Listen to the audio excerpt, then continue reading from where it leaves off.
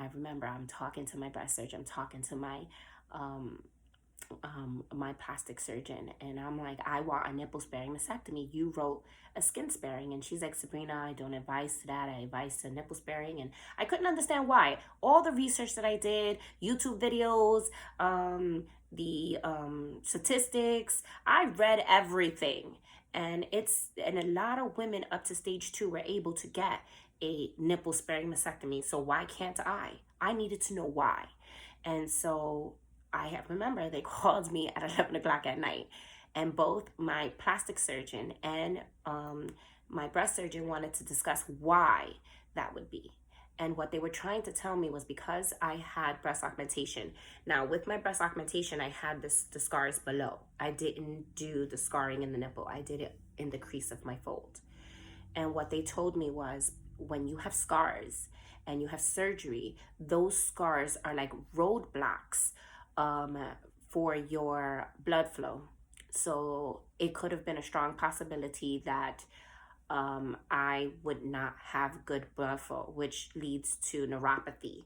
If I got a mastectomy and my nipples died, then I would have to go through a whole nother surgery because my blood flow wasn't good.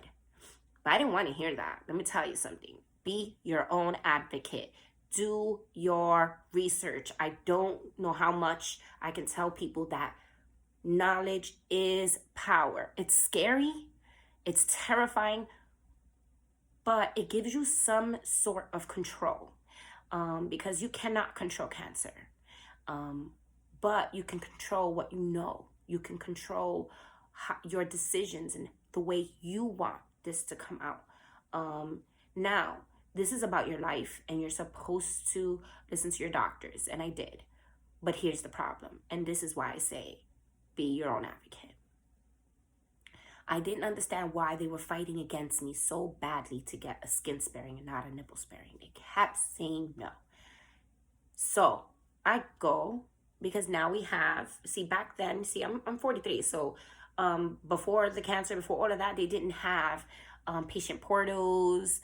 Doctors never really gave you your results. Now you have patient portals. You can read your results. You can read everything word for word. Something told me, go online, go to my patient portal, read my results from my biopsy and my mammogram.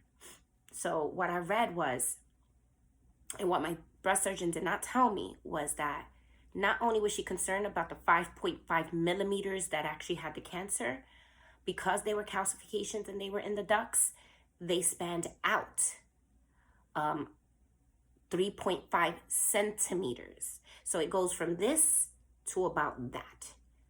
Would that not be information I should know? At least I thought it was information I should know. I even dissected what my results say to understand what a segmentation pattern was, what a calcification was, what they see in these calcifications and how they form. So I dissected my results to understand it, because I needed to understand. I wanted to understand. Because that is the only way I could make a decision for myself. Because at the end of the day, yes, this is for my life. Yes, this is because I need to live. But this is still my body. My body. Not the doctor's body, not anyone else's body, but mine. And I wanted to know, because it's not fair for you not to know everything.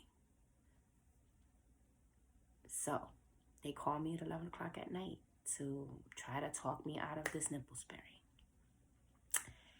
And so when they tried to talk to me, I had already looked at my results, and I told my breast surgeon, correct me if I'm wrong.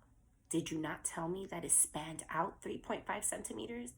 She paused, and she said to me, you are correct, Sabrina, I did not tell you that.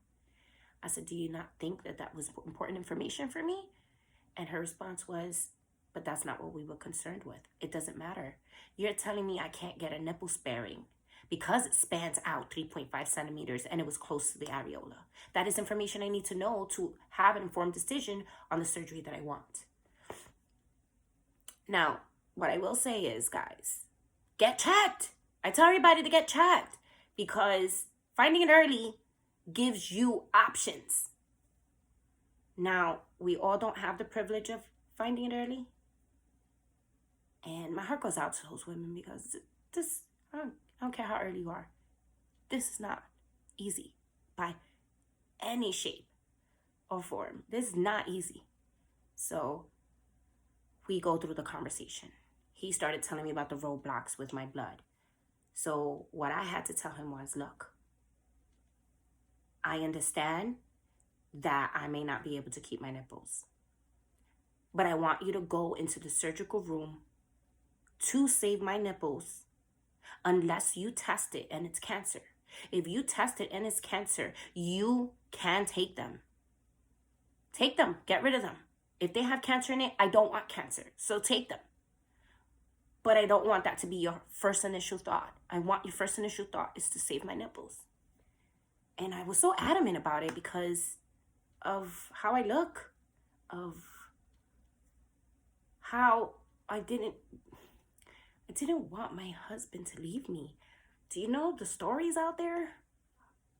I even know a story about how a husband told his wife that she was ugly because she lost her hair. I mean, men don't realize how big of a role they play as your husband, as your boyfriend. They don't realize that stress is not healthy for you. They don't realize that they can make it better for you. Do you need them? Absolutely not. But does it help to have somebody who supports you and who truly has your back? It is. It's nice. But not all of us have that privilege. So I was scared to tell my husband. And so I started my journey. I remember the night before my mastectomy, I was I was uncomfortable. My husband kept saying, what's wrong with me? I mean, he knew what was wrong with me, but he didn't understand the anger. I was angry, I was mad. I didn't want to talk to him. I didn't want to open up to him. And I remember, he might kill me. Don't tell him. He's going to see this video. The first time I saw my husband shed a tear, I broke down in front of him and I said, how are you going to love me if I'm not going to be beautiful anymore? That hurts me to this day that I even said that. Because he should love me. They should love you. This is not your fault. But you can't help but feel the way you do with the way society makes you feel that if you don't have breasts, you're not beautiful. If you're not skinny, you're not beautiful. If you don't have an hourglass body, you're not beautiful. If you are in your 40s and you look 40, you're not beautiful. This is what society tells us. So how did I not feel like that? I'm human. Wasn't confident growing up. I didn't think I was beautiful till I met my husband. I mean, don't get me wrong. I knew I wasn't ugly. I did get a lot of attention when I went clubbing, but society makes it hard on you. So I remember I broke down at him and his words to me, I will never forget. He said that my breasts don't make me who I am. I am more than just my breasts. And he loves me for me. And so I broke down that day. And I needed to hear that the night before my surgery. So let's talk about what happened after that surgery. My best friend, the day I had my surgery, was on her birthday. Didn't even remember it was her birthday because of what I was going through. Nor did she even tell me because she didn't make it about her. She didn't care that it was her birthday. She didn't live in the same state at that time, but she made sure to be there. She couldn't stay with me for weeks, but if she lived locally, she would have done everything. But she couldn't. She had a life and she had children, well, a child, and she needed to take care of the child, and I understood that. So I was so grateful that she stood there. So I went through my surgery. Let me tell you guys, my husband, as amazing as he is, as much as the look in his eyes, like people, it took a while for me. I met my husband at 30 years old. I didn't meet my husband young. I met my husband at 30, so I went through a lot with other relationships that I had.